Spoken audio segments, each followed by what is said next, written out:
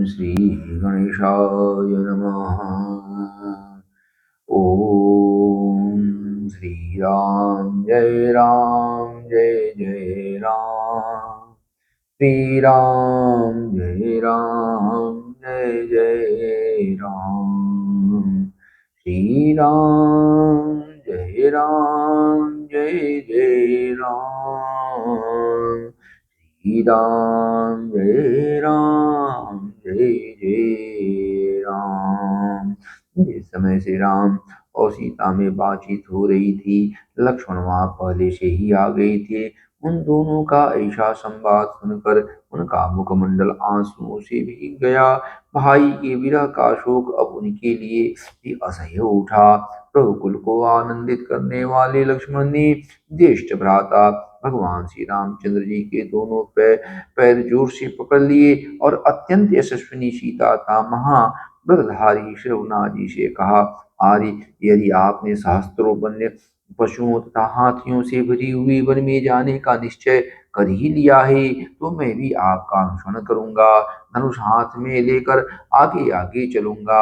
आप मेरे साथ पक्षियों के कलरव और भ्रमर समूहों के गुंजारों से गूंजते हुए रमणीय वनों में सब ओर विचरण कीजिएगा। मैं आपके बिना स्वर्ग में जाने, अमर होने तथा संपूर्ण लोकों का ऐश्वर्य प्राप्त करने की भी इच्छा नहीं रखता।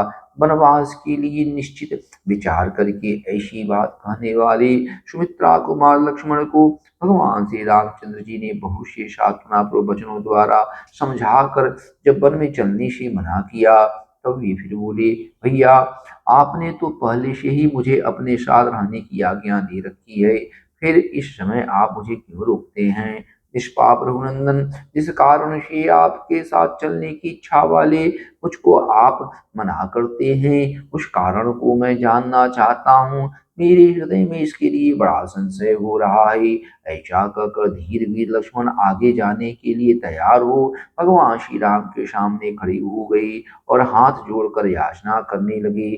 तब महातेजस्वी श्री राम ने उनसे कहा, लक्ष्मण, तुम मेरे स्नेही, धर्मपरायण, धीर वीर तथा सदा सन्मार्ग में स्थित रहने वाले हो। मुझे प्राणों की समान प्रिय हो तथा मेरे वंश में रहने वाले आज्ञा पालक और सखा हो। सुमित्रानंदन, यदि आज मेरे साथ तुम भी वन को चल दोगे, तो परम यशस्विनी माता कौशल्या और सुमित्रा की सेवा कौन करेगा? जैसे मेघ पृथ्वी पर जल की वर्षा करता है, उसी प्रकार जो सबकी कामनाएं पूर्ण करते थे, वे महातेजस्वी महाराज दशरथ अब कैकेयी के प्रेम पाश में बंध गए हैं। कैकेयी राज अश्वपति की पुत्री कैकेयी महाराज के इस राज्य को पाकर मेरे वियोग के दुख में डूबी हुई अपनी सौतों के साथ अच्छा बर्ताव नहीं करेगी। भरत भी राज्य पाकर कैकेयी के अधीन रहने के कारण दुखिया कौशल्या और सुमित्रा का भरण पोषण नहीं करेंगे।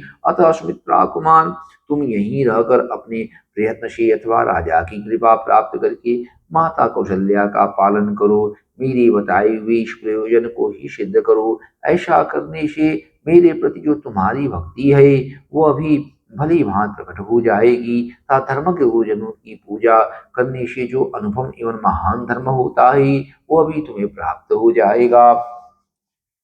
रघुकुल को आनंदित करने वाली सुमित्रा कुमार, तुम मेरे लिए ऐसा ही करो, क्योंकि हम लोगों से बिछुड़ी हुई हमारी माँ को कभी सुख न होगा।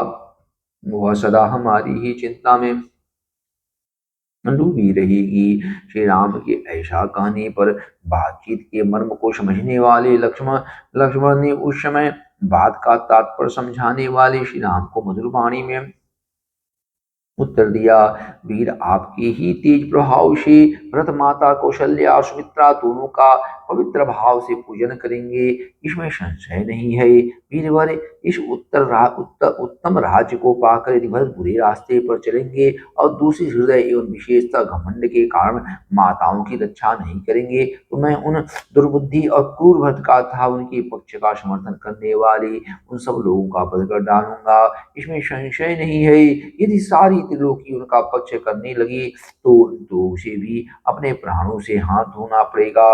परंतु बड़ी माता कौशल्या तो स्वयं ही मेरे जैसे शास्त्रों मनुष्यों का भी भरण भरण कर सकती हैं, क्योंकि उन्हें अपने आश्रितों का पालन करने के लिए एक सहस्त्र गांव मिले हुए हैं। इसलिए वे मनस्विनी कौशल्या स्वयं ही अपना मेरी माता का था मेरी जैसे और भी बहुत सी मनुष्यों का भरण पोषण करने में समर्थ हैं। अतः आप मुझको अपना अनुगामी बना लीजिए, इसमें कोई धर्म की हानि नहीं होगी, मैं कृतार्थ हो जाऊंगा। आपका भी प्रयोजन मेरे द्वारा सिद्ध हुआ करेगा। प्रत्यंचा से धनुष लेकर खंती और पिटारी लिए आपको रास्ता दिखाता हुआ मैं आपके आगे आगे चलूंगा। प्रतिदिन आपके लिए फल फूल लाऊंगा तथा तपस्वी जनों के लिए वन में मिलने वाली तथा अन्यान्य हवन सामग्री जुटाता रहूंगा। आप विदेह कुमारी के साथ पर्वत शिखरों पर भ्रमण करेंगे। वहां आप जागते हो या सोते, मैं हर समय आपके सभी आवश्यक कार्य पूर्ण करूंगा। लक्ष्मण की इस बात से श्री रामचंद्र जी को बड़ी प्रसन्नता हुई और उन्होंने उनसे कहा, सुमित्रानंदन जाओ, माता आदि सभी सुहृदों से मिलकर अपनी वन यात्रा के विषय में पूछ लो, उनकी आज्ञा एवं अनुमति ले लो। लक्ष्मण, राजा जनक के महान यज्ञ में स्वयं महात्मा वरुण ने उन्हें जो देखने में भयंकर दो दिव्य धनुष दिए थे, साथ ही जो जो जो दो दिव्य अवेद्य कवच अक्षय बाणों से भरी हुई दो तरकस्ता सूर्य की भांति निर्मल दीप्ति से दमकते हुए जो दो सुवर्ण भूषित खड्ग प्रदान किए थे, वे सभी दिव्यास्त्र मिथिला नरेश ने मुझे दहेज में दे दिए थे। उन सबको आचार्य देव के घर में सत्कार पूर्वक रखा गया है। तुम उन सारे आयुधों को लेकर शीघ्र लौट आओ। आज्ञा पाकर लक्ष्मण जी गई और सुहृदजनों की अनुमति लेकर वनवास के लिए निश्चित रूप से तैयार हो इक्ष्वाकुल के गुरु वशिष्ठ जी के यहाँ गई। वहां से उन्होंने उन उत्तम आयुधों को ले लिया।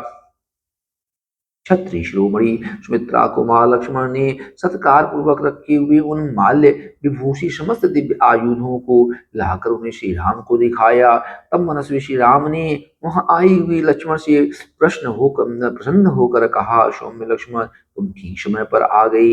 इसी समय तुम्हारा आना मुझे अभिष्ट था। शत्रुओं को संताप देने वाले वीर, मेरा मेरा जो यह धन है, इसे मैं तुम्हारे साथ रहकर तपस्वी ब्राह्मणों को बांटना चाहता हूँ। गुरुजनों की प्रति सुदृढ़ भक्ति भाव से युक्त जो श्रेष्ठ ब्राह्मण यहाँ मेरे पास रहते हैं, उनको तथा समस्त आश्रित जनों को भी मुझे अपना यह धन बांटना है।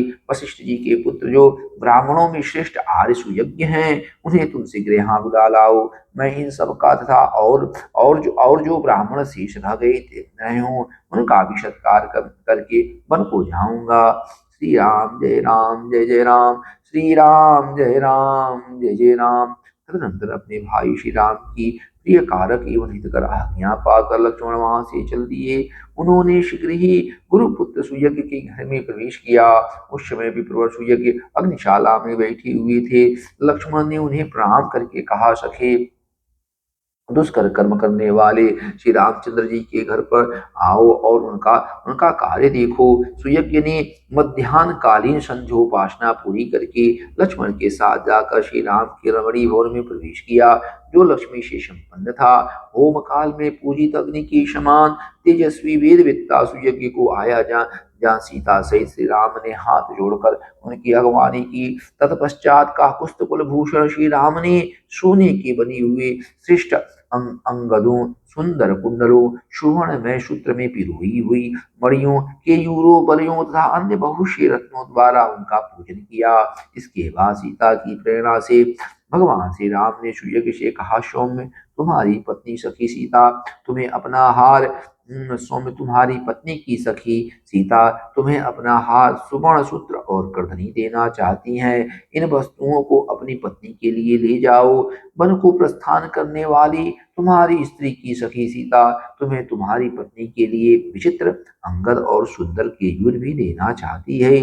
उत्तम बिछौनों से युक्त तथा नाना प्रकार के रत्नों से विभूषित जो पलंग है, उसे भी विदेह नंदिनी सीता तुम्हारे ही घर में भेज देना चाहती हैं। विप्रवर शत्रुंजय नामक जो हाथी है, जिसे मेरे मामा ने मुझे भेंट किया था, उसे 1000 अशर्फियों के साथ मैं तुम्हें अर्पित करता हूँ। श्री राम के ऐसा कहने पर सुयज्ञ ने वे सब वस्तुएं ग्रहण करके श्री राम, लक्ष्मण और सीता के लिए मंगलमय आशीर्वाद प्रदान किया।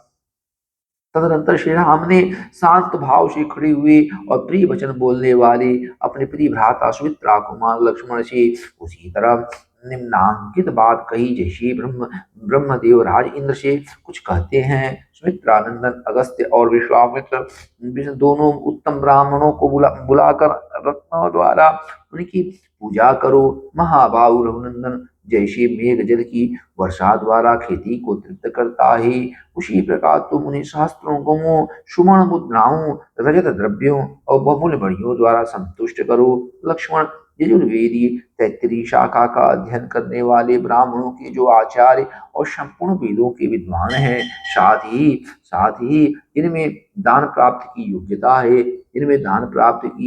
है, जो माता कौशल्या के प्रति भक्ति भाव रखकर प्रतिदिन उनके पास आकर उन्हें आशीर्वाद प्रदान करते हैं, उनको सवारी, दास दासी, रेशमी वस्त्र और जितने धन से वे ब्राह्मण देवता संतुष्ट हों, उतना धन खजाने से दिलवाओ।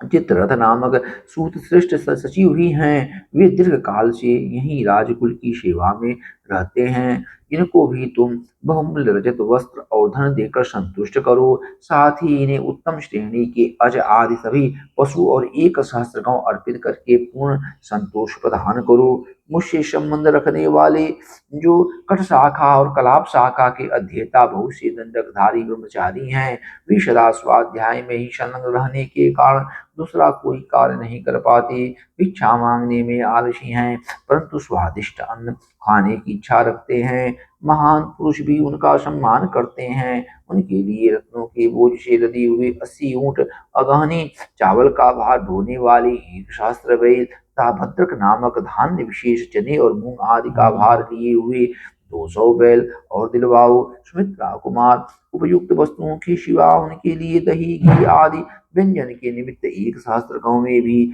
हकवा दो। माता कौशल्या के पास मेखलाधारी ब्रह्मचारियों का बहुत बड़ा समुदाय आया है, उनमें से प्रत्येक को 1000 स्वर्ण मुद्राएं दिलवा दो। लक्ष्मण, उन समस्त ब्रह्मचारी ब्राह्मणों को मेरे द्वारा दिलाई हुई दक्षिणा देकर जिस जिस प्रकार मेरी माता कौशल्या आनंदित हो उठे, उसी प्रकार तुम सबकी सब प्रकार से पूजा करो।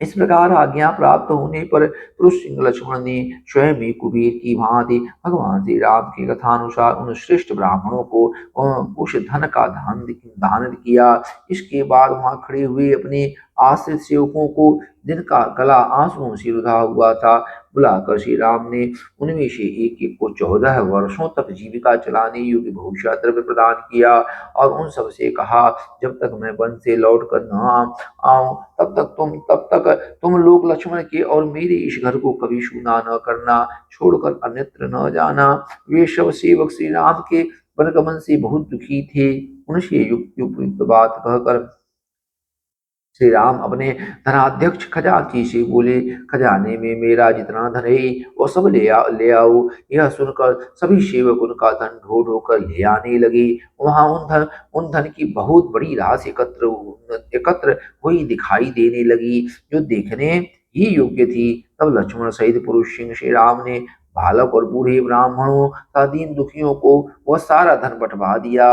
उन दिनों वहां अयोध्या के आसपास वन में त्रिजट नाम वाली एक गर्भवती ब्राह्मण रहते थे। उनके पास जीविका का कोई साधन नहीं था, इसलिए उपवास आदि के कारण उनके शरीर का रंग पीला पड़ गया था। वे सदा फाल कुदाल और हल लिए वन में फल मूल की तलाश में घूमा करते थे।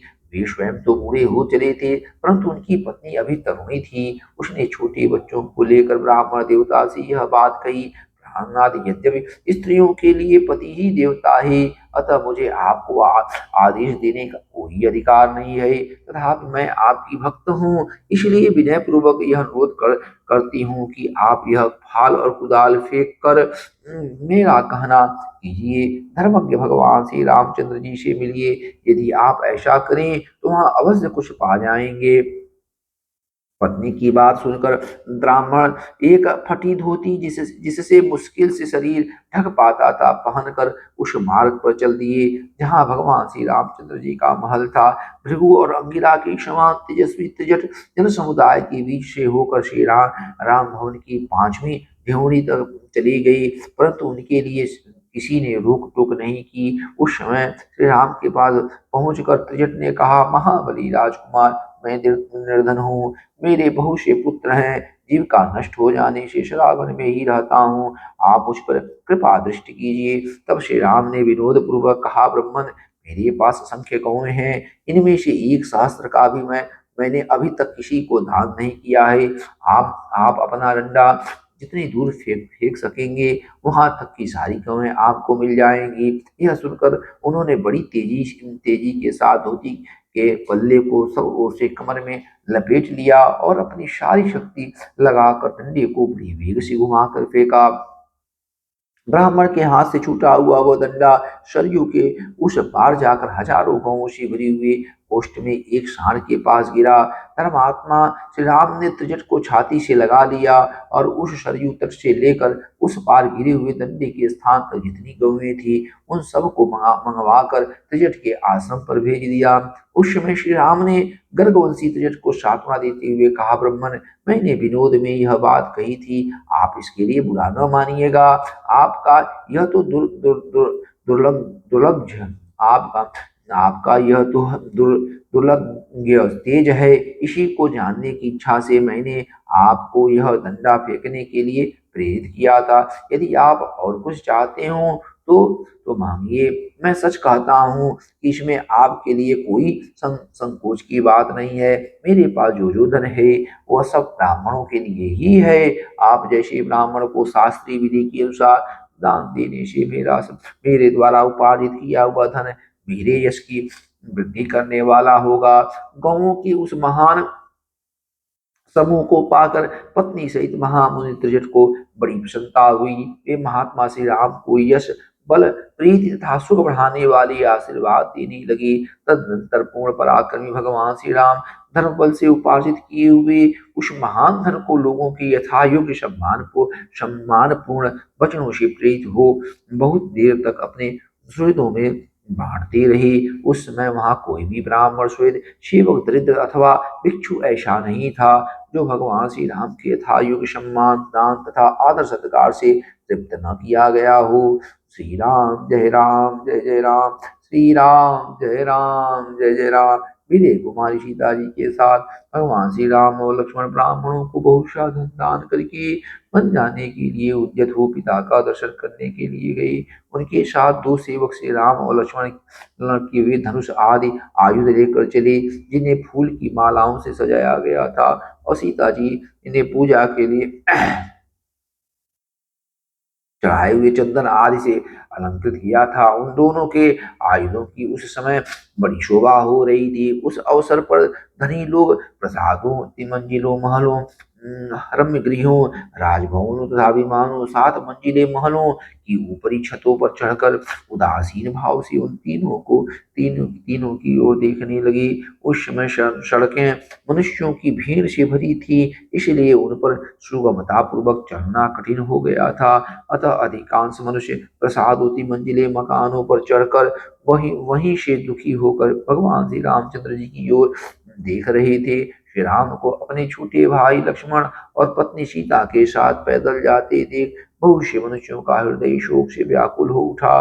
वे खेद पूर्वक कहने लगे, हाय, यात्रा के समय इनके पीछे विशाल चतुरंगिणी सेना चलती थी, वे ही श्री राम आज अकेले जा रहे हैं और उनके पीछे सीता के साथ लक्ष्मण चल रहे हैं, जो ऐश्वर्य के सुख का अनुभव करने वाली तथा भोग्य वस्तुओं के महान भंडार थे, जहाँ सबकी कामनाएं पूर्ण होती थी। वे ही श्री राम आज धर्म का गौरव रखने के लिए पिता की बात झूठी करना नहीं चाहते हैं। वो पहले जिसे आकाश में विचरने वाले प्राणी भी नहीं देख पाती थी, उसी सीता को इस समय सड़कों पर खड़े हुए लोग देख रहे हैं। सीता अंगराग सेवन के योग्य हैं, लाल चंदन का सेवन करने वाली हैं। अब वर्षा, गर्मी और सर्दी शीघ्र ही इनकी अंगों की कांति फीकी कर देगी।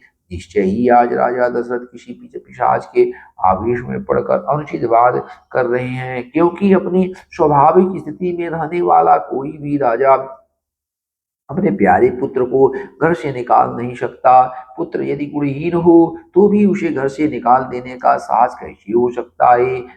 फिर जिसके केवल चरित्र से ही यह सारा संसार वशीभूत हो जाता है, उसको प्रभात देने की तो बात ही कैसे की जा सकती है? क्रूरता का भाव, दया, विद्या, शीलतम, इंद्रिय संयम और शम, मनोनिग्रह, ये 6 गुण नरश्रेष्ठ श्री राम को सदा ही सुशोभित करते हैं। अतः इनके ऊपर आघात करने, इनके राज्याभिषेक में विघ्न डालने से प्रजा को उसी तरह महान क्लेश पहुंचाए जैसे गर्मी में जलाशय का पानी सूख जाने से उसके भीतर रहने वाले जीव तड़पने लगते हैं। इन जगदीश्वर श्री राम की व्यथा से संपूर्ण जगत व्यथित हो उठा है।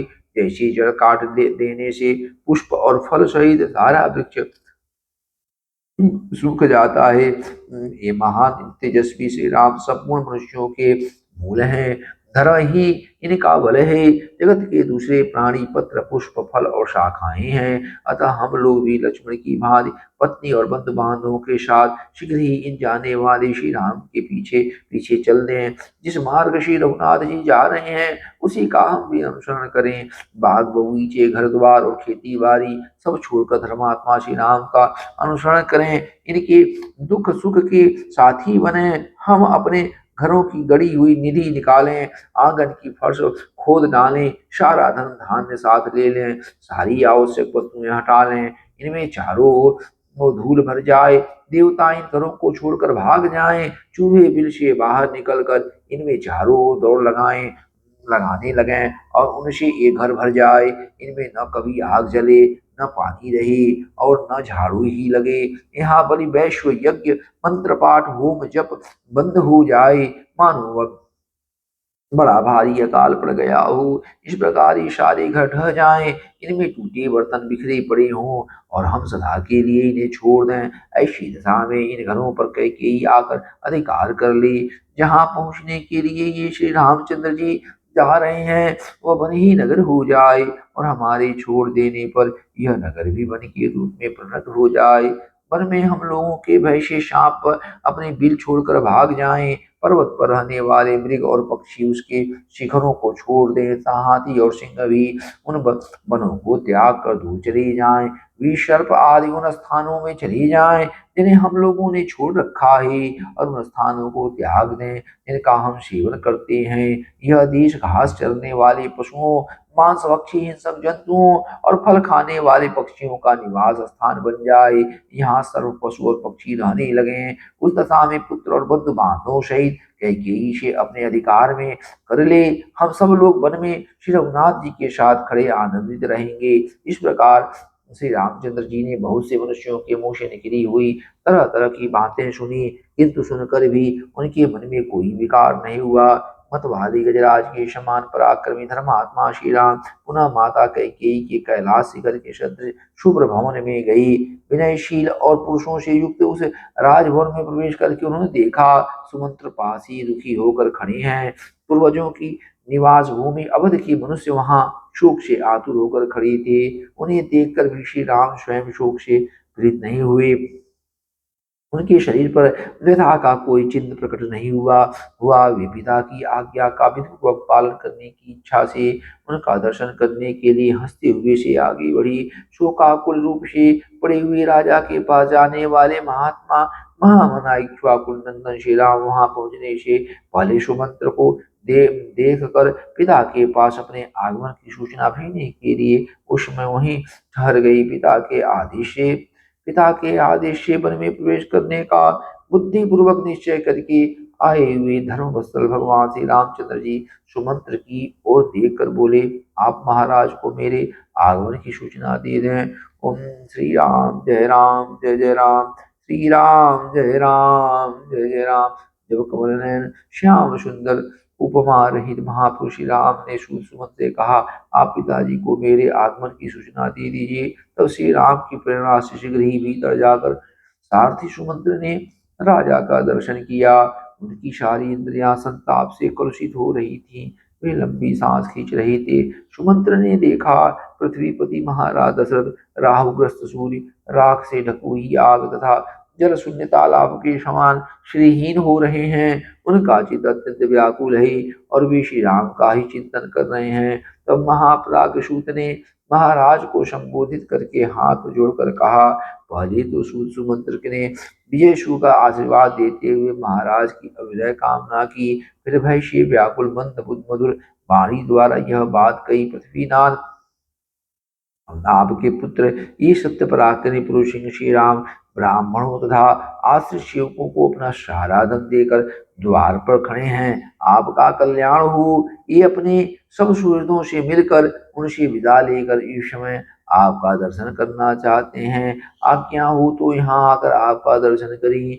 राजन, अब ये विशाल वन में चले जाएंगे। अतः किरणों से युक्त सूर्य की भांति समस्त राजोचित गुण से संपन्न इन श्री राम को आप भी जी भर कर देख लीजिए। यह सुनकर समुद्र के समान गंभीर तथा आकाश की भांति निर्मल सत्यवादी धर्मात्मा महाराज दशरथ ने उन्हें उत्तर दिया, सुमंत्र, यहाँ जो कोई भी मेरी स्त्रियां हैं उन सबको बुलाओ। उन सबके साथ मैं श्री राम को देखना चाहता हूँ। तब सुमंत्र ने बड़ी वेग से अंतःपुर में जाकर सब स्त्रियों से कहा, देवियों, आप लोगों को महाराज बुला रहे हैं, अतः वहां शीघ्र चलें। राजा की आज्ञा से सुमंत्र के ऐसा कहने पर विश्वरानियां स्वामी का आदेश समझकर उस भवन की ओर चली। कुछ कुछ लाल नेत्रों वाली 350 पतिव्रता युवती स्त्रियां महारानी कौशल्या को सब ओर से घेर कर धीरे धीरे उस भवन में गई। उन सब के आ जाने पर उन्हें देखकर पृथ्वीपति राजा दशरथ ने सूत से कहा, सुमंत्र, अब मेरे पुत्र को ले आओ। आज्ञा पाकर सुमंत्र गए और श्री राम लक्ष्मण तथा सीता को साथ लेकर शीघ्र ही महाराज के पास लौट आई। महाराज दूर से ही अपने पुत्र को हाथ जोड़कर आते देख सहसा अपने आसन से उठ खड़े हुए। उस समय स्त्रियों से घिरे हुए वे नरेश शोक से आर्त हो रहे थे। श्री राम को देखते ही वे प्रजापालक महाराज बड़ी वेग से उनकी ओर दौड़े, किंतु उनके पास पहुंचने के पहले ही दुख से व्याकुल हो पृथ्वी पर गिर पड़े और मूर्छित हो गई। उस समय श्री राम और महारथी लक्ष्मण बड़ी तेजी से चलकर दुख के कारण अचेत से हुए शोकभंग महाराज के पास जा पहुंचे।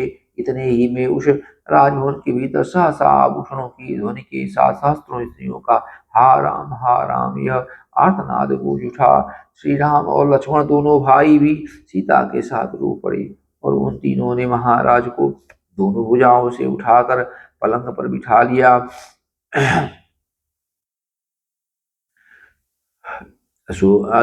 शोकासु के सागर के डूबे हुए महाराज दशरथ को दो घड़ी में जब फिर चेत हुआ, तब श्री राम ने हाथ जोड़कर उनसे कहा, महाराज, आप हम लोगों के स्वामी हैं। मैं दंडकारण्य को जा रहा हूँ, आपसे आज्ञा लेने आया हूँ। आप अपनी कल्याणमयी दृष्टि से मेरी ओर देखिए। मेरे साथ लक्ष्मण को भी वन में जाने की आज्ञा दीजिए। साथ ही यह भी स्वीकार कीजिए कि सीता भी मेरे साथ वन को जाएं। मैंने बहुत से सच्चे कारण बताकर इन दोनों को रोकने की चेष्टा की है, परंतु ये यहाँ रहना नहीं चाहते हैं। अतः दूसरों को मान देने वाले नरेश, आप शोक छोड़कर हम सबको, मुझको, लक्ष्मण को और सीता को भी उसी तरह वन में जाने की आज्ञा दी, जैसे ब्रह्मा जी ने अपने पुत्र सनकादियों को तप के लिए वन में जाने की अनुमति दी थी। इस प्रकार शांत भाव से वनवास के लिए राजा की आज्ञा की प्रतीक्षा करते हुए श्री रामचंद्र जी की ओर देखकर महाराज ने उनसे कहा, रघुनंदन, मैं कैकेयी को दिए हुए वर के कारण मोह में पड़ गया हूँ। तुम मुझे कैद करके स्वयं ही अपने अयोध्या के राजा बन जाओ। महाराज के ऐसा कहने पर बातचीत करने में कुशल धर्मात्माओं में श्रेष्ठ भगवान श्री रामचंद्र जी दोनों हाथ जोड़कर पिता को इस प्रकार उत्तर दिया, महाराज, आप सहस्त्रों वर्षों तक इस पृथ्वी के अधिपति बने रहें। मैं तो अब वन में ही निवास करूंगा। मुझे राज्य लेने की इच्छा नहीं है। नरीश्वर, 14 वर्षों तक वन में घूम फिर कर आपकी प्रतिज्ञा पूरी कर लेने के पश्चात मैं पुनः आपके युगल चरणों में मस्तक झुकाऊंगा। राजा दशरथ एक तो सत्य के बंधन में बंधी हुई थी, दूसरे एकांत में कैकेयी उन्हें श्री राम को वन में तुरंत भेजने के लिए बाध्य कर रही थी। इस अवस्था में वे आर्तभाव से रोती हुई वहां अपने प्रिय पुत्र श्री राम से बोले, तात तुम कल्याण के लिए, वृद्धि के लिए और फिर लौट आने के लिए शांत भाव से जाओ। तुम्हारा मार्ग विघ्न बाधाओं से रहित और निर्भीक निर्भय हो। बेटा रघुनंदन, तुम सत्य स्वरूप और धर्मात्मा हो। तुम्हारे विचार को पलटना तो असंभव है, परंतु रात भर और रह जाओ। सिर्फ एक रात के लिए सर्वदा अपनी यात्रा रोक दो। केवल एक दिन भी तो तुम्हें तुम्हें देखने का सुख उठा लूं। अपनी माता को और तो मुझको इस अवस्था में देखकर आज की इस रात में यहीं रह जाओ। मेरे द्वारा संपूर्ण अभिलषित वस्तुओं से तृप्त होकर कल कल प्रातः काल यहाँ से जाना। मेरे प्रिय पुत्र श्री राम, तुम सर्वथा दुष्कर कार्य कर रहे हो। मेरा प्रिय करने के लिए ही तुमने इस प्रकार वन का आश्रय लिया है। परंतु बेटा रघुनंदन, मैं सत्य की शपथ खाकर कहता हूँ कि यह मुझे प्रिय नहीं है। मुझे तुम्हारा वन में जाना अच्छा नहीं लगता। यह मेरी स्त्री कैकेयी राख में छिपी हुई आग के समान भयंकर है। इसने अपने क्रूर अभिप्रायों को छिपा रखा था। इसी ने आज मुझे मेरे अभिष्ट संकल्प से विचलित कर दिया है। कुलोचित सदाचार का विनाश करने वाली इस कैकेयी ने मुझे वरदान के लिए प्रेरित करके मेरे साथ बहुत बड़ा धोखा किया है। इसके द्वारा जो व, जो वंचना मुझे प्राप्त हुई है, उसी को तुम पार करना चाहते हो। पुत्र, तुम अपने पिता को सत्यवादी बनाना चाहते हो। तुम्हारे लिए यह कोई अधिक आश्चर्य की बात नहीं है, क्योंकि तुम गुण और अवस्था दोनों की दृष्टि से मेरे ज्येष्ठ पुत्र हो। अब अपने शोकाकुल पिता का यह कथन सुनकर उस समय छोटे भाई लक्ष्मण सहित श्री राम ने दुखी होकर कहा, महाराज, आज यात्रा करके मैं जिन गुणों लाभों को पाऊंगा, उन्हें कल कौन मुझे देगा। अतः मैं संपूर्ण कामनाओं के बदले आज यहाँ से निकल जाना ही अच्छा समझता हूँ और इसी का वर्ण करता हूँ। राष्ट्र और यहाँ के निवासी मनुष्यों सहित धन धान्य से संपन्न यह सारी पृथ्वी मैंने छोड़ दी। आप इसे भरत को दे दें। मेरा वनवास विषयक निश्चय अब बदल नहीं सकेगा। वरदायक नरेश, आपने देवासुर संग्राम में कैकेयी को जो वर देने की प्रतिज्ञा की थी, उसे पूर्ण रूप से दीजिए और सत्यवादी बनिए। मैं आपकी उक्त आज्ञा का पालन करता हुआ 14 वर्षों तक वन में वनचारी प्राणियों के साथ निवास करूंगा। आपके मन में कोई अन्यथा विचार नहीं होना चाहिए। आप यह सारी पृथ्वी भरत को दे दीजिए। रघुनंदन, मैंने अपने मन को सुख देने अथवा स्वजनों का प्रिय करने के उद्देश्य से राज लेने की इच्छा नहीं की थी। आपकी आज्ञा का यथावत रूप से पालन करने के लिए ही मैंने उसे ग्रहण करने की अभिलाषा की थी। आपका दुख दूर हो जाए, आप इस प्रकार आंसू न बहाएं। श्रीताओं का स्वामी दुर्धर समुद्र क्षुब्ध नहीं होता है, अपनी मर्यादा का त्याग नहीं करता है। इसी तरह आपको भी क्षुब्ध नहीं होना चाहिए। मुझे न तो इस राज्य की, न सुख की, न पृथ्वी की, न इस संपूर्ण भोगों की, न स्वर्ग की और न जीवन की ही इच्छा है। पुरुष शिरोमणि, मेरे मन में यदि कोई इच्छा है तो यही कि आप सत्यवादी बने, आपका वचन मिथ्या न हो पावे। यह बात मैं आपके सामने सत्य और शुभ कर्मों की शपथ खाकर कहता हूँ। तात प्रभु, अब मैं यहाँ एक क्षण भी नहीं ठहर सकता, अतः आप इस शोक को अपने भीतर ही दबा लें। मैं अपने निश्चय के विपरीत कुछ नहीं कर सकता। रघुनंदन कैकेयी ने मुझसे यह याचना की कि राम, तुम वन को चले जाओ। मैंने वचन दिया था कि अवश्य जाऊंगा। उस सत्य का मुझे पालन करना है। देव बीच में हमें देखने या हमसे मिलने के लिए आप उत्कंठित न होंगे। शांत स्वभाव वाले मृगों से भरी हुई और भांति भांति के पक्षियों के कलरवों से गूंजते हुए उस वन में हम लोग बड़े आनंद से रहेंगे। तात पिता पिता देवताओं के भी देवता माने गए हैं, अतः मैं देवता समझकर ही पिता आपकी आज्ञा का पालन करूंगा। नृपश्रेष्ठ, अब यह संताप छोड़िए। 14 वर्ष बीत जाने पर आप फिर मुझे मुझे आया हुआ देखेंगे। पुरुष सिंह, यहाँ जितने लोग आंसू बहा रहे हैं, इन सबको धैर्य बधाना आपका कर्तव्य ही। फिर आप स्वयं ही इतने विकल कैसे हो रहे हैं। यह नगर, यह राज्य और सारी पृथ्वी मैंने छोड़ दी। आप यह सब कुछ भरत को दे दीजिए। अब मैं आपके आदेश का पालन करता हुआ दीर्घ काल तक वन में निवास करने के लिए यहाँ से यात्रा कर रहा हूँ। मेरी छोड़ी हुई पर्वत खंडों, नगरों और उपवनों सहित इन सारी पृथ्वी का भरत कल्याणकारिणी मर्यादाओं में स्थिर रहकर पालन करें। नरेश्वर, आपने जो वचन दिया है वह पूर्ण हो। रविनाथ, निष्पाप महाराज, सत्पुरुषों द्वारा अनुमोदित आपकी आज्ञा का पालन करने में मेरा मन जैसा लगता है वैसा बड़ी बड़ी भोगों में तथा अपने किसी प्रिय पदार्थ में भी नहीं लगता। अतः मेरे लिए आपके मन में जो दुख है वह दूर हो जाना चाहिए। निष्पाप नरेश, आज आपको मिथ्यावादी बनाकर मैं अक्षय राज्य, सब प्रकार के भोग, वसुधा का आधिपत्य, मिथिलेश कुमारी सीता था अन्य किसी अभिलिषित पदार्थ को भी स्वीकार नहीं कर सकता। मेरी एकमात्र इच्छा यही है कि आपकी प्रतिज्ञा सत्य हो।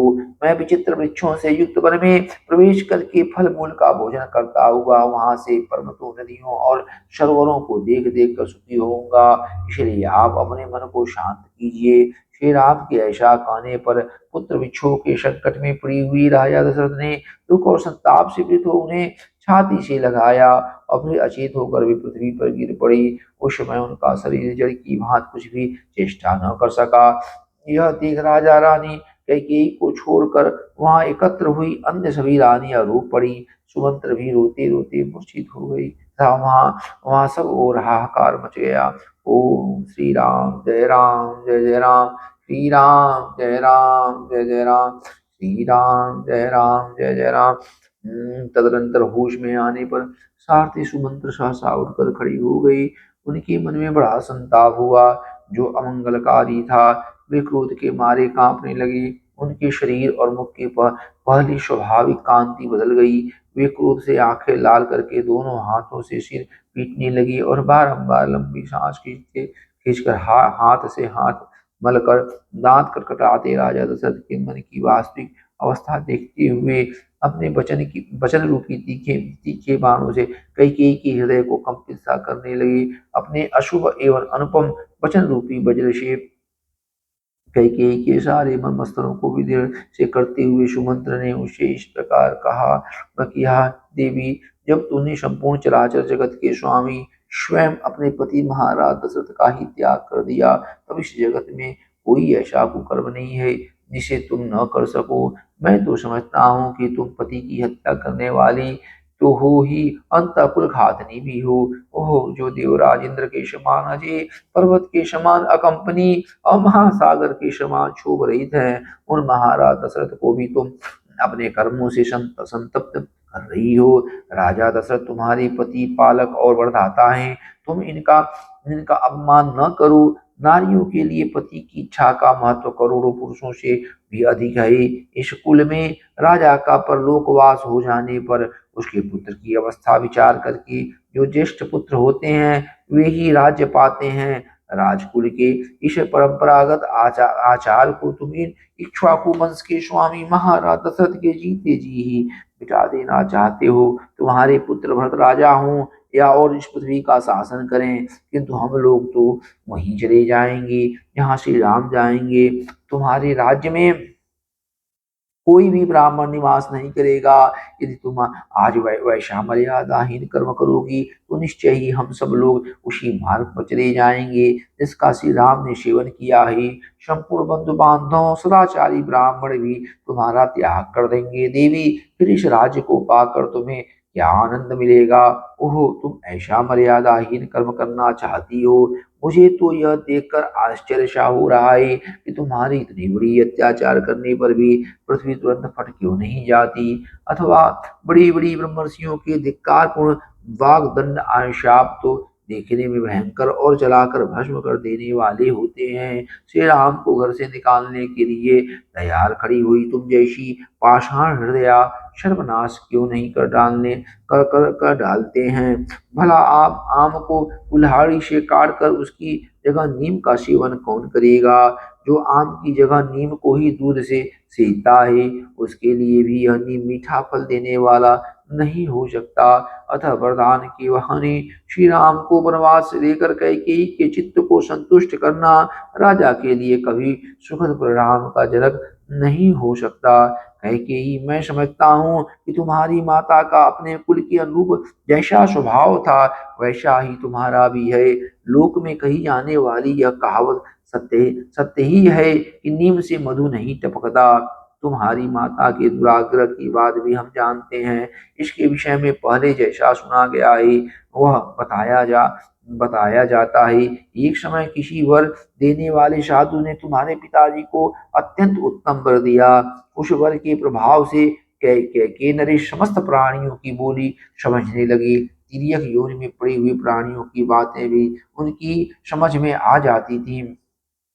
एक दिन तुम्हारे महातेजस्वी पिता शैया पर लेटे हुए थे। उसी समय जृंभ नामक पक्षी की आवाज उनके कानों में पड़ी। उसकी बोली का अभिप्राय उनकी समझ में आ गया, अतः वे वहां कई बार हंसे। उसी शैया पर तुम्हारी माँ भी सोई थी। वह यह समझकर कि राजा मेरी ही हंसी उड़ा रहे हैं, कुपित हो उठी और गले में मौत की फांसी लगाने की इच्छा रखते हुए बोली, सौम्य नरेश्वर, तुम्हारे हंसने का क्या कारण है, यह मैं जानना चाहती हूँ। तब राजा ने उस देवी से कहा, रानी, यदि मैं अपने हंसने का कारण बता दूं तो उसी क्षण मेरी मृत्यु हो जाएगी, इसमें संशय नहीं है।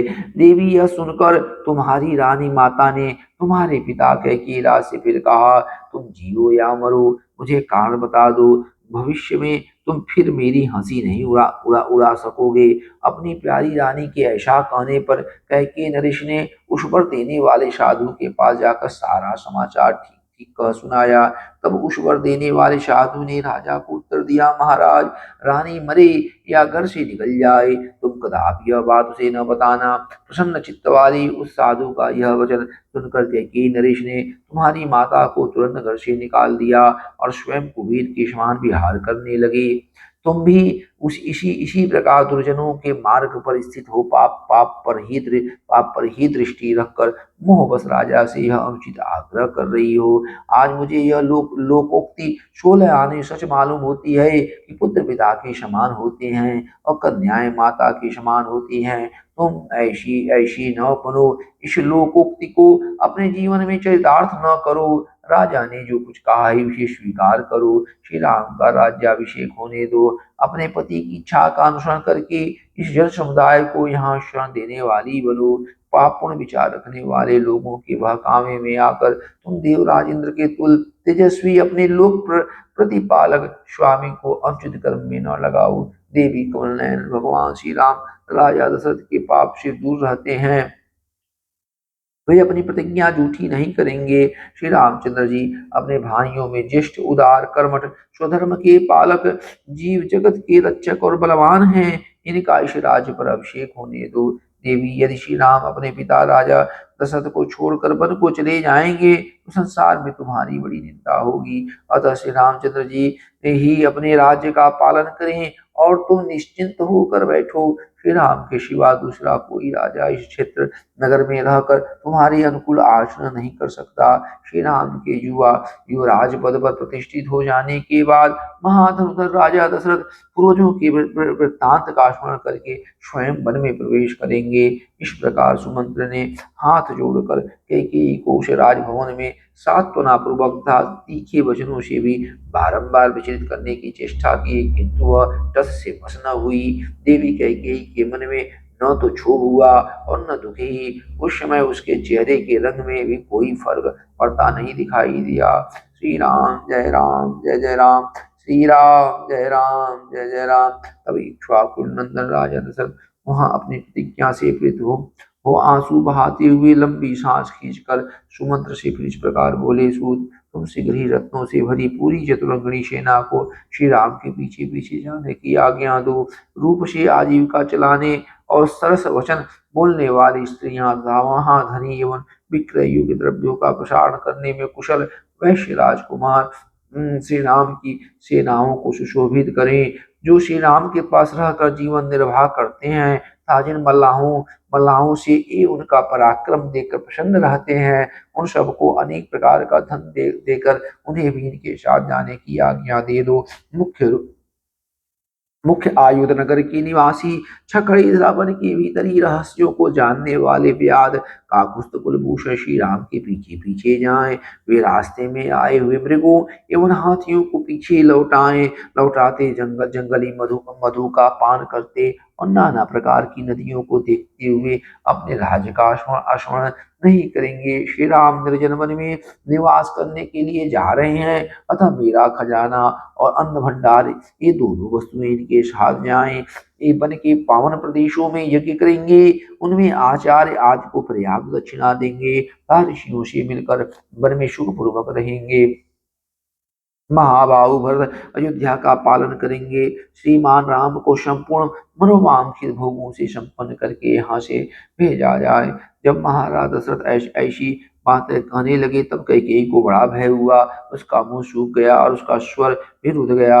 वह कैकेयी राजकुमारी विषादग्रस्त एवं त्रस्त होकर सूखे मुंह से राजा की ओर ही मुंह करके बोली, श्रेष्ठ महाराज, जिसका सार भाग पहले से ही पी लिया गया हो, उस अस्वाद रहित सुरा को जैसे उसका सेवन करने वाले लोग नहीं ग्रहण करते हैं, उसी प्रकार इस धनहीन और सूने राज्य को जो कदापि सेवन करने योग्य नहीं रह जाएगा, वह कदापि नहीं ग्रहण करेंगे। कैकेयी लाज छोड़कर जब जब जब वह अत्यंत दारुण वचन बोलने लगी, तब राजा दशरथ ने उसे विशाल लोचना कैकेयी से इस प्रकार कहा, अनार्ये अहित कारणी, तू राम को वनवास देने के दुर्वह भार में लगाकर जब मैं उस भार को ढो रहा हूँ, उस अवस्था में क्यों अपने वचनों का चाबुक मारकर मुझे पीड़ा दे रही हो। इस समय जो कार्य तूने आरंभ किया है, अर्थात श्री राम के साथ सेना और सामग्री भेजने में जो प्रतिबंध लगाया है, इसके लिए तूने पहले ही क्यों नहीं प्रार्थना की थी, अर्थात पहले ही यह क्यों नहीं कह दिया कि श्री राम को अकेले वन में जाना पड़ेगा, उनके साथ सेना आदि सामग्री नहीं जा सकती। राजा का यह क्रोध युक्त वचन सुनकर सुंदरी कैकेयी उनकी अपेक्षा दूना क्रोध करके उनसे इस प्रकार बोली, महाराज, आपके ही वंश में पहले राजा सगर हो गए हैं, जिन्होंने अपने अपने ज्येष्ठ पुत्र असमंजस को निकाल कर उसके लिए राज्य का दरवाजा सदा के लिए बंद कर दिया था। इसी तरह इनको भी यहाँ से निकल जाना चाहिए। उसके ऐसा कहने पर राजा दशरथ ने कहा, धिक्कार है। वहां जितने लोग बैठे थे सभी लाश से गड़ गई, किंतु कैकेयी अपने कथन के अनौचित्य को अथवा राजा द्वारा दिए गए धिक्कार के औचित्य को नहीं समझ सकी।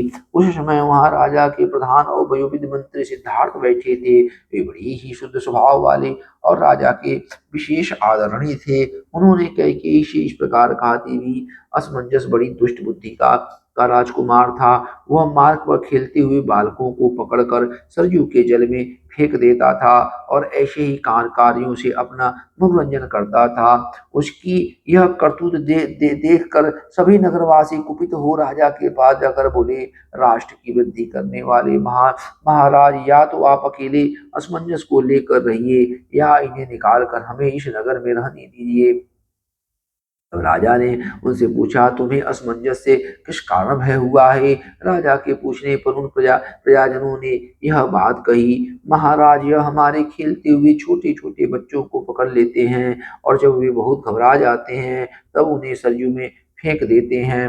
मूर्खतावश ऐसा करके इन्हें अनुपम आनंद प्राप्त होता है। उन प्रजाजनों की यह बात सुनकर राजा सगर ने उनका प्रिय करने की इच्छा से अपने उस अहितकारक दुष्ट पुत्र को त्याग दिया।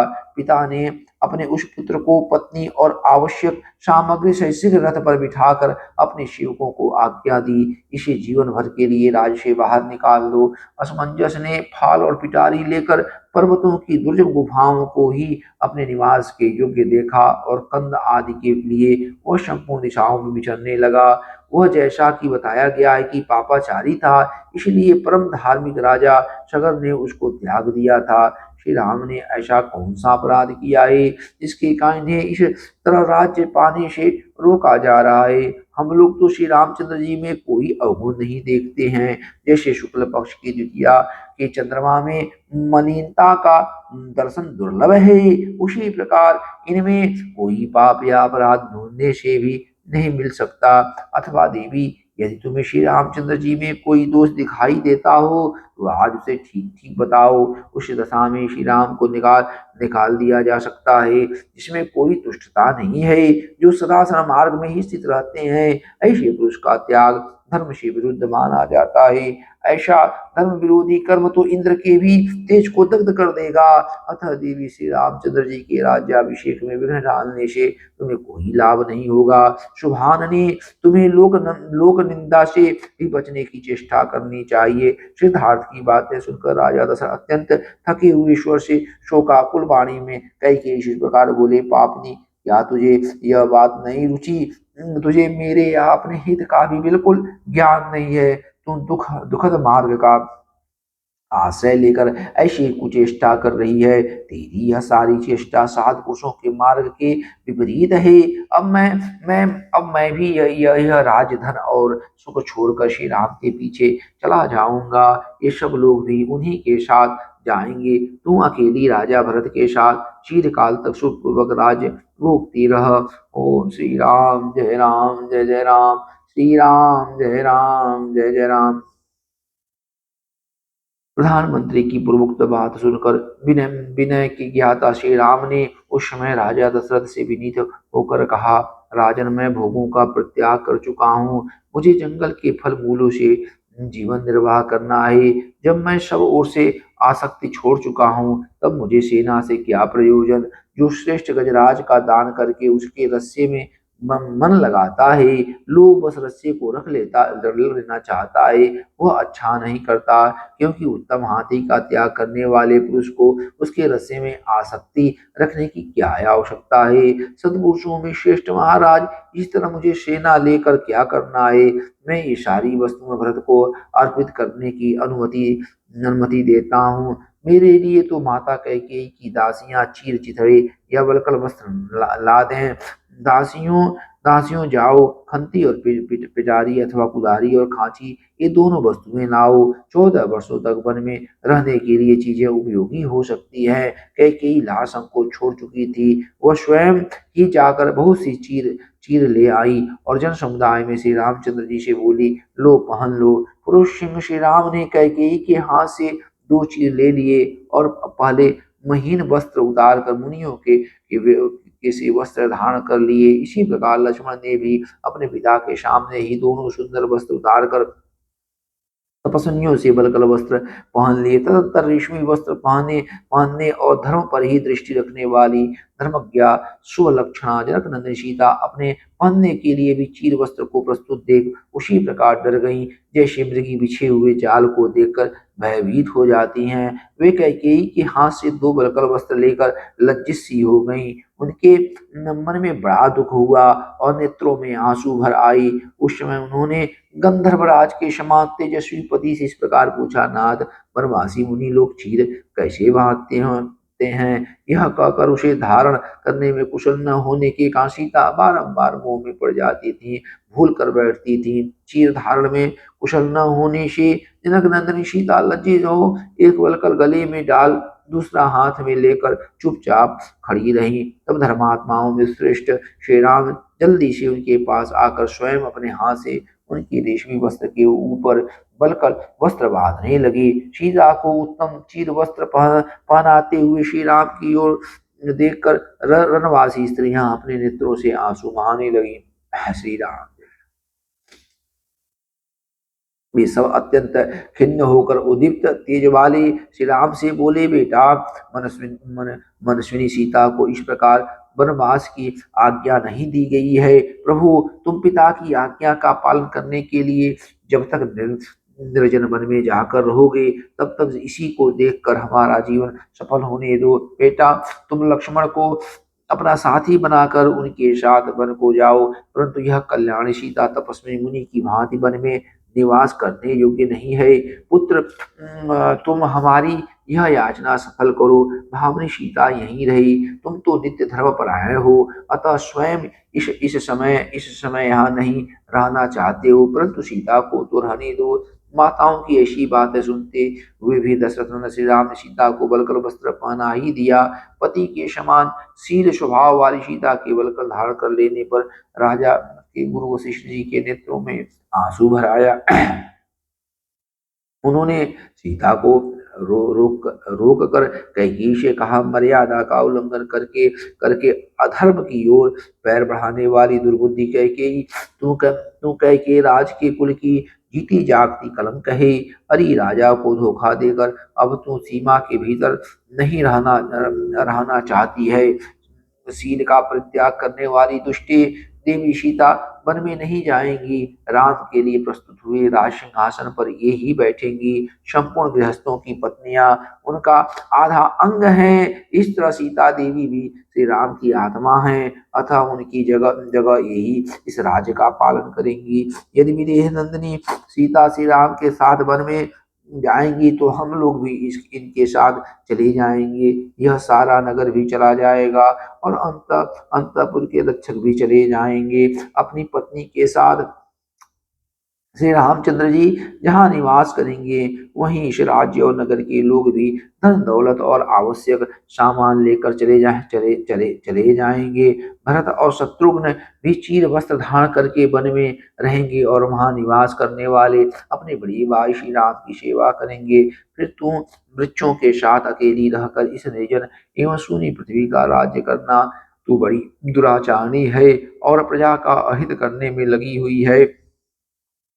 याद रख श्री राम जहाँ से राजा न होंगे, याद रख श्री राम जहाँ के राजा न होंगे, वह राज्य नहीं रह जाएगा, जंगल हो जाएगा। तथा श्री राम जहाँ निवास करेंगे, वह वन एक स्वतंत्र राष्ट्र बन जाएगा। यदि भरत राजा दशरथ से पैदा हुए हैं तो पिता के प्रसन्नतापूर्वक दिए दिए बिना इस राज्य को कदापि लेना नहीं चाहेंगे तथा तेरे साथ पुत्रवत बर्ताव करने के लिए भी यहाँ बैठे रहने की इच्छा नहीं करेंगे। तू पृथ्वी छोड़कर आसमान में उड़ जाए तो भी अपने पितृकुल के आचार व्यवहार को जानने वाले भरत उसके विरुद्ध कुछ नहीं करेंगे। उन्हें पुत्र का प्रिय करने की इच्छा से वास्तव में उसका अप्रिय ही किया है, क्योंकि संसार में कोई ऐसा पुरुष नहीं है जो जो भगवान श्री राम का भक्त न हो। न हो कैकेयी, तुम आज ही देखेगी कि वन को जाते समय श्री राम के साथ पशु, सर्प, मृग और पक्षी भी चले जा रहे हैं। औरों की तो बात का ही क्या है, वृक्ष भी उनके साथ जाने को उत्सुक हैं। देवी सीता सीता तेरी पुत्र वधू है, इनके शरीर से वल्कल वस्त्र हटाकर तू इन्हें पहनने के लिए उत्तम उत्तर वस्त्र और आभूषण दे। इनके लिए वल्कल वस्त्र देना कदापि उचित नहीं है। ऐसा कहकर वशिष्ठ जी ने उसे जानकी को वल्कल वस्त्र पहनाने से मना किया। वे फिर बोले कह के राजकुमारी, तूने अकेले श्री राम के लिए ही वनवास का वर मांगा है, नहीं सीता के लिए नहीं। अतः ये राजकुमारी वस्त्र आभूषणों से विभूषित होकर सदा श्रृंगार धारण करके वन में श्री रामचंद्र जी के साथ निवास करेंगी। राजकुमारी सीता मुख्य मुख्य सेवकों तथा सवारियों के साथ सब प्रकार के वस्त्रों और आवश्यक उपकरणों के साथ संपन्न होकर वन की यात्रा करें। तूने वर मांगते समय पहले सीता के वनवास की कोई चर्चा नहीं की थी, अतः इन्हें वल्कल वस्त्र नहीं पहनाया जा सकता। श्री राम जय राम जय जय राम, श्री राम जय राम जय जय राम।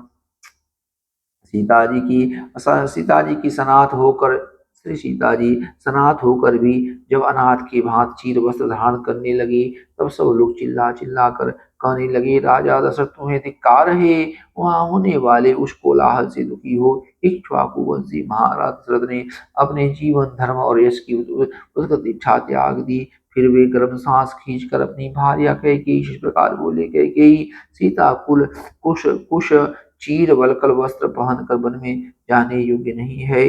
यह सुकुमारी है, बालिका है और सदा सुखों में ही पली है। मेरे गुरुजी ठीक कहते हैं कि यह सीता वन में जाने योग्य नहीं है।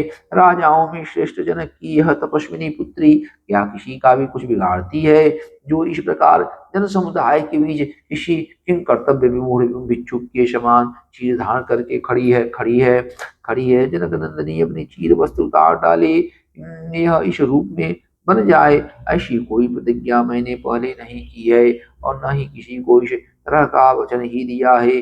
अतः राजकुमारी सीता संपूर्ण वस्त्रालंकारों से संपन्न हो, जब सब प्रकार के रत्नों के साथ जिस तरह भी वह सुखी रह सके उसी तरह वन को जा सकती है।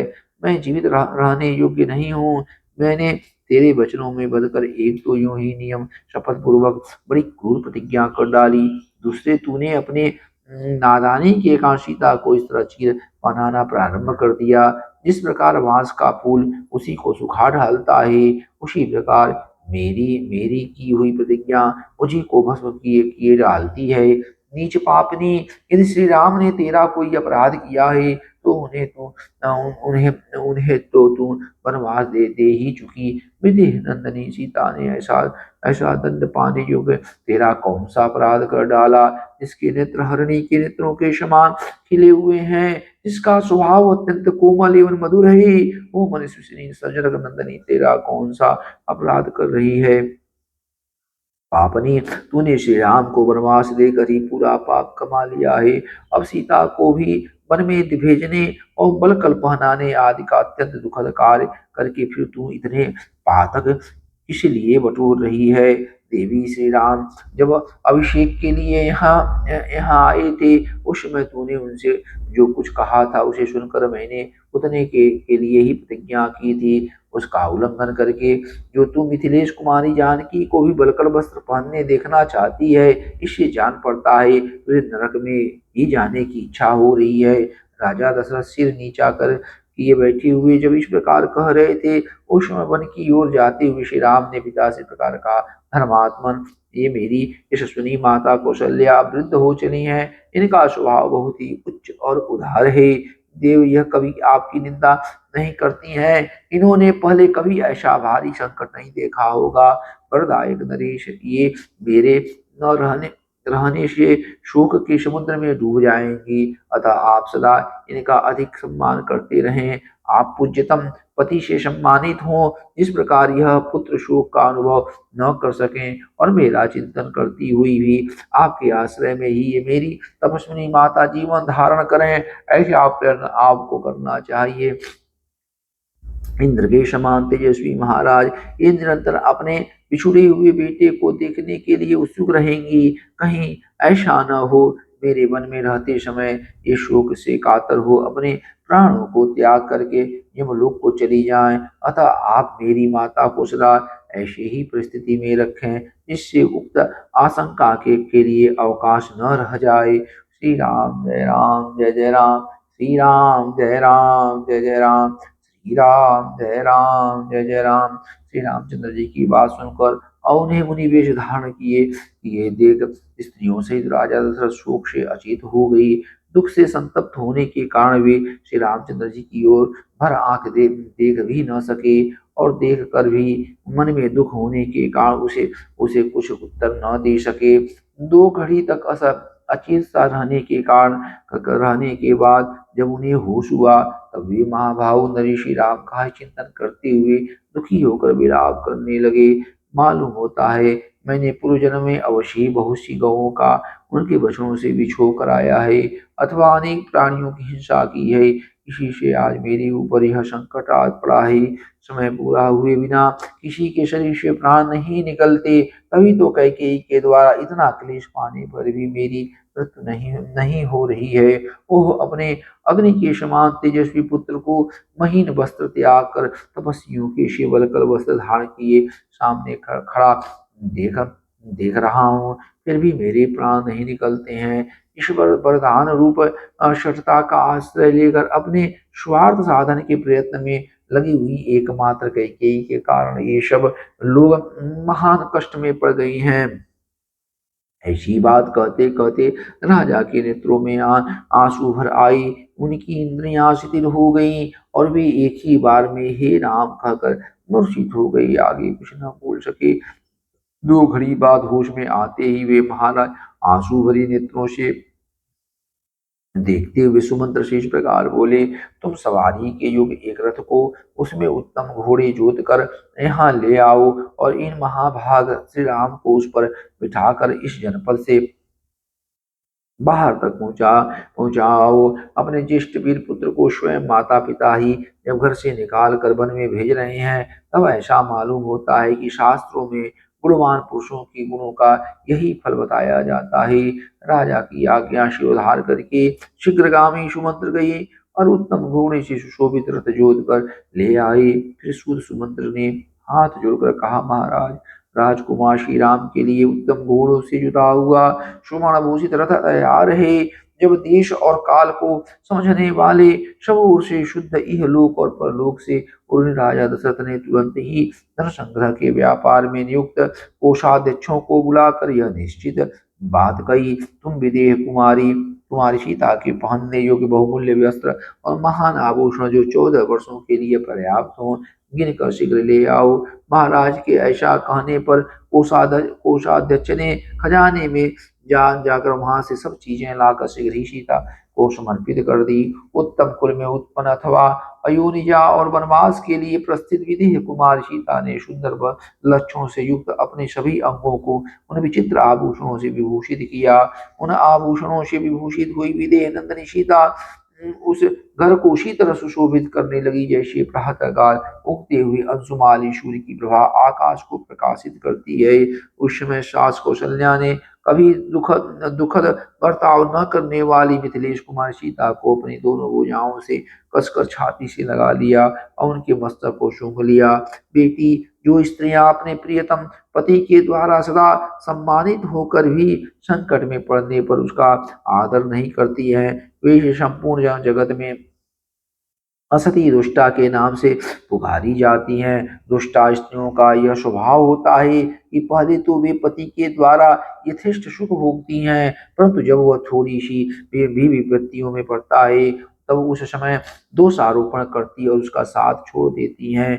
जो झूठ बोलने वाली, विकृत चेष्टा करने वाली, दुष्ट पुरुषों से संसर्ग रखने वाली, पति के प्रति सदा हृदय हीनता का परिचय देने वाली, उल्टा पाप के ही मनसूबे बांधने वाली और छोटी सी बात के लिए भी क्षण मात्र में पति की ओर से व्यक्त हो जाने वाली हैं, वे सब ही सब असती या दुष्टा कही गई हैं। उत्तम उत्तम कुल किया हुआ उपकार, विद्याभूषण आदि का दान और संग्रह पति के द्वारा स्नेह पूर्वक अपनाया जाना, यह सब कुछ दुष्टा स्त्रियों के हृदय को नहीं वश में कर पाता, क्योंकि उनका चित्त अव्यवस्थित होता है।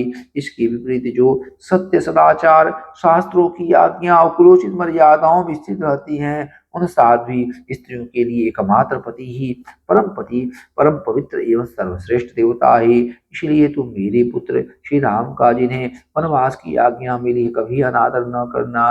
ये निर्धन हो या धनी तुम्हारे लिए देवता तुल्य हैं। सास के धर्म और अर्थयुक्त वचनों का तात्पर्य भली वहां समझकर उनके सामने खड़ी हुई सीता ने हाथ जोड़कर उनसे उनसे इस प्रकार कहा, आर्य, आप मेरे लिए जो कुछ उपदेश दे रही हैं मैं उसका पूर्ण रूप से पालन करूंगी। स्वामी के साथ कैसा बर्ताव करना चाहिए यह मुझे भली भांति विदित है, क्योंकि इस विषय को मैंने पहले से ही सुन रखा है। पूजनीय माता जी, आपको मुझे असती स्त्रियों के समान नहीं मानना चाहिए, क्योंकि जैसी प्रभा चंद्रमा से दूर नहीं हो सकती, उसी प्रकार मैं पतिव्रत धर्म से विचलित नहीं हो सकती।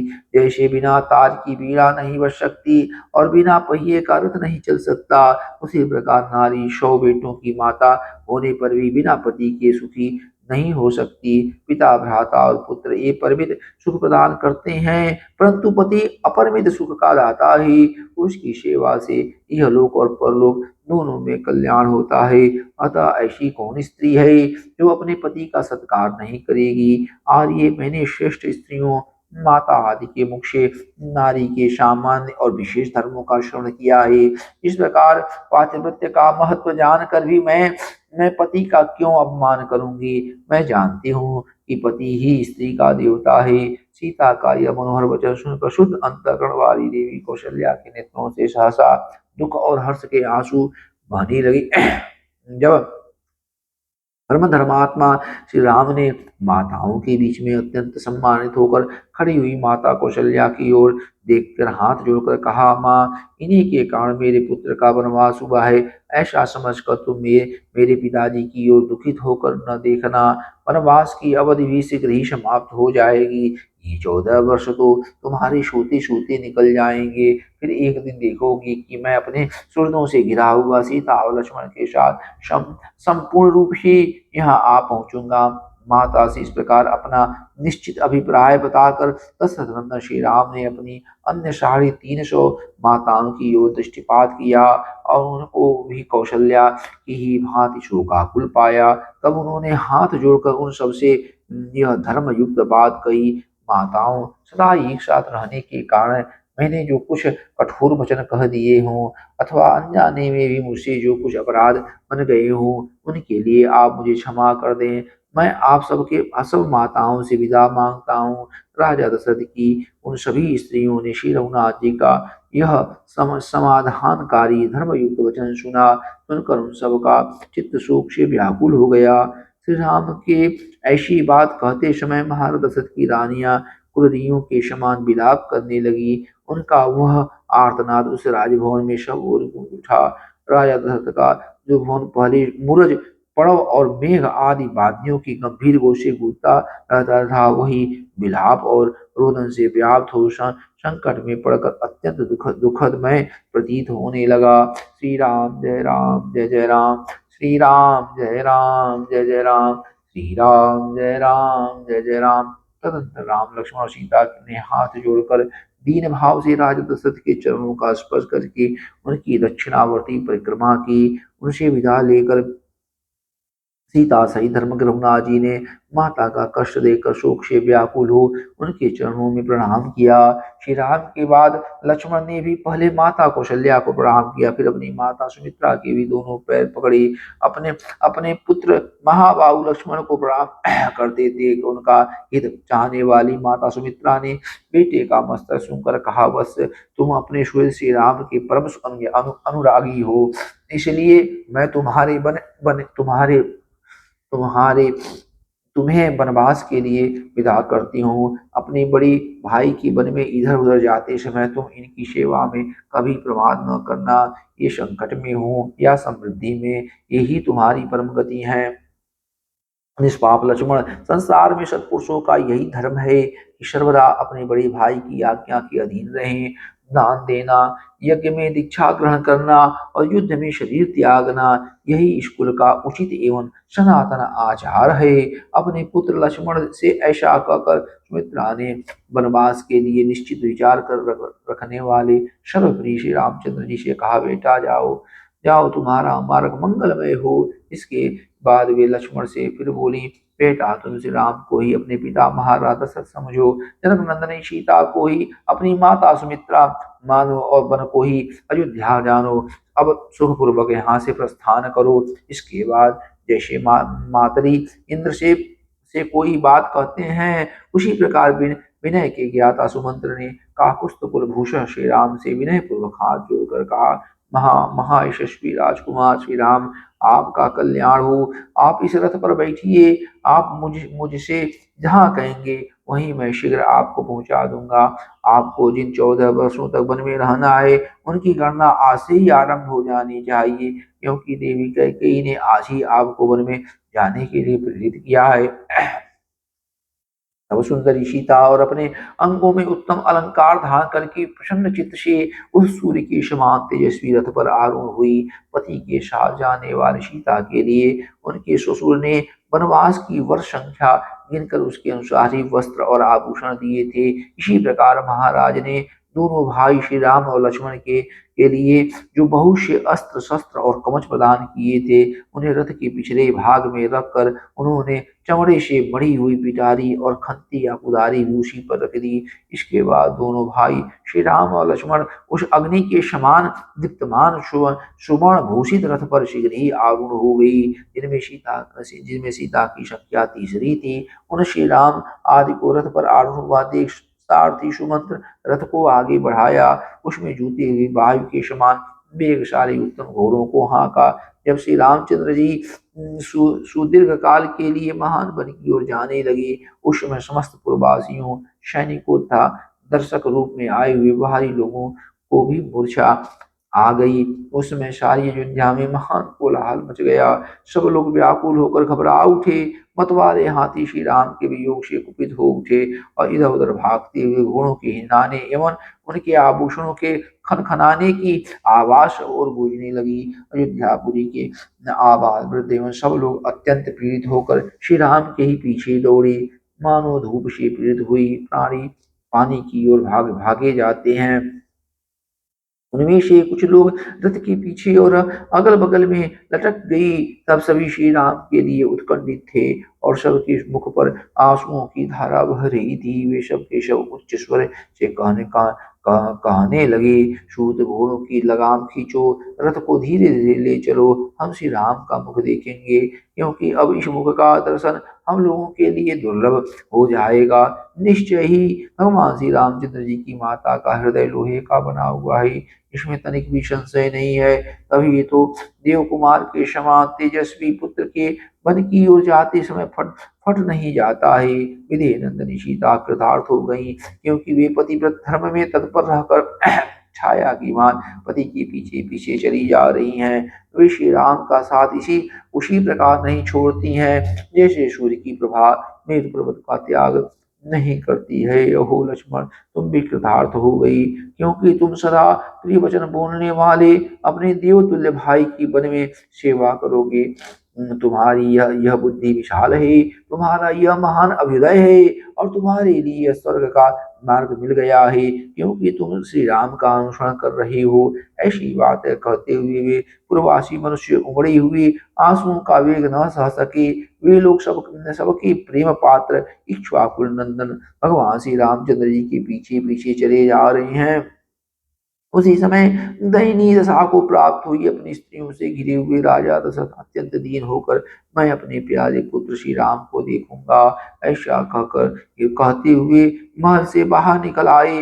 उन्होंने अपने अपने आगे रोती हुई स्त्रियों का महान आर्तनाद सुना। वह वैसा ही जान पड़ता था जैसे बड़े हाथी व्युत्पत्तियों के बाद लिए जाने पर हथनियों का चित्कार सुनाई देता है। उस समय श्री राम के पिता काकुस्थवंशी श्री राम श्रीमान राजा दशरथ उसी तरह खिन्न जान पड़ते थे जैसे पर्व के समय राहु से ग्रस्त होने पर पूर्ण चंद्रमा श्रीहीन प्रतीत होते हैं। यह देखकर अचिंत्य स्वरूप दशरथनंदन श्री राम भगवान भगवान भगवान राम ने सुमंत्र को प्रेरित करते हुए कहा, आप रथ को तेजी से चलाइए। एक को श्री रामचंद्र जी सारथी से रथ हाँकने के लिए कहते थे और दूसरी ओर सारा जन समुदाय उन्हें ठहर जाने के लिए कहता था। इस प्रकार दुविधा में पड़कर सारथी सुमंत्र उस मार्ग पर दोनों में से कुछ न कर सके, न तो रथ को आगे बढ़ा सके और न सर्वथा रोक ही सके। महाभाव श्री राम के नगर से निकलते समय पूर्ववासियों के नेत्रों से गिरे हुए आंसुओं द्वारा भी धरती की उठती हुई धूल शांत हो गई। श्री रामचंद्र जी के प्रस्थान करते समय सारा नगर अत्यंत पीड़ित हो गया। सब रोने और आंसू बहाने लगे तथा तथा तथा सभी हाहाकार करते करते अधीर से हो गए। नारियों के नेत्रों से उसी तरह खेद जनित आंसू झर रहे थे, जैसे मछलियों के उछलने से हिले हुए कमलों द्वारा जल कणों की वर्षा होने लगती खिले हुए कमलों द्वारा जल कणों की वर्षा होने लगती है। श्रीमान राजा दशरथ सारी अयोध्यापुरी के लोगों को ये एक सा व्याकुलचित देखकर अत्यंत दुख के कारण जड़ से कटे हुए वृक्ष की भांति भूमि पर गिर पड़ी। उस समय राजा को अत्यंत दुख में मग्न हो कष्ट पाते देख श्री राम के पीछे जाते हुए मनुष्यों का पुनः महान कोलाहल प्रकट हुआ। अंतपुर की रानियों के साथ सहित राजा दशरथ को उच्च स्वर से विलाप करते देख कोई हा राम कहकर और कोई हा राम माता की पुकार मचाकर क्रमप्रंथ करने लगे। उस समय श्री रामचंद्र जी ने पीछे घूमकर देखा तो उन्हें विषादग्रस्त तथा भ्रांत चित्त पिता राजा दशरथ और दुख में डूबी हुई माता कौशल्या दोनों ही मार्ग पर अपने पीछे पीछे आते हुए दिखाई दिए। जैसे रस्सी में बंधा हुआ घोड़े का बच्चा अपनी माँ को नहीं देख पाता, उसी प्रकार धर्म के बंधन में बंधे हुए श्री रामचंद्र जी अपनी माता माता की ओर स्पष्ट रूप से न देख सके। जो सवारी पर चढ़ने योग्य, दुख भोगने के अयोग्य और सुख भोगने के ही योग्य थे, उन माता पिता को पैदल ही अपने पीछे पीछे आते थे। श्री रामचंद्र जी ने सारथी को शीघ्र रथ हाँकने के लिए प्रेरित किया। जैसे अंकुश से पीड़ित किया हुआ गजराज उस कष्ट को नहीं सहन कर पाता, उसी प्रकार प्रभु श्री राम के लिए माता पिता को इस दुख अवस्था में देखना असह्य हो गया। जैसे बधी हुई बछड़े वाली संवत्सरा को शाम को घर की ओर लौटते समय बछड़े के स्नेह से दौड़ी चली आती है, उसी प्रकार श्री राम की माता कौशल्या उनकी ओर दौड़ी आ रही थी। हा राम हा राम हा राम हा लक्ष्मण की रट लगाती और रोती हुई कौशल्या उस रथ के पीछे दौड़ रही थी। वे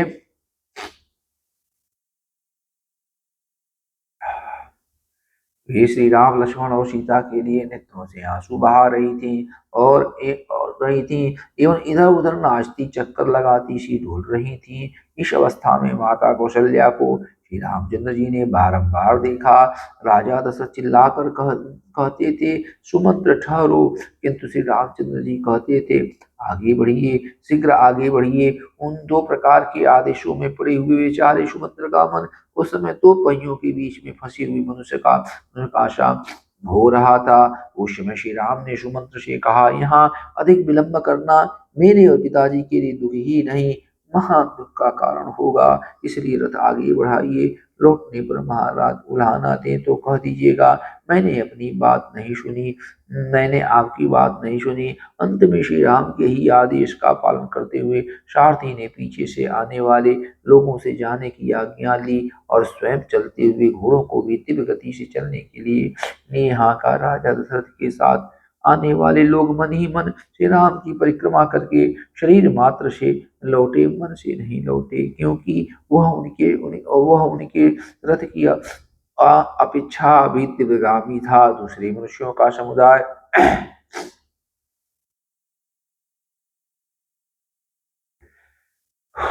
दूसरे मनुष्यों का समुदाय अग्रगामी मन और शरीर दोनों से ही नहीं लौटा।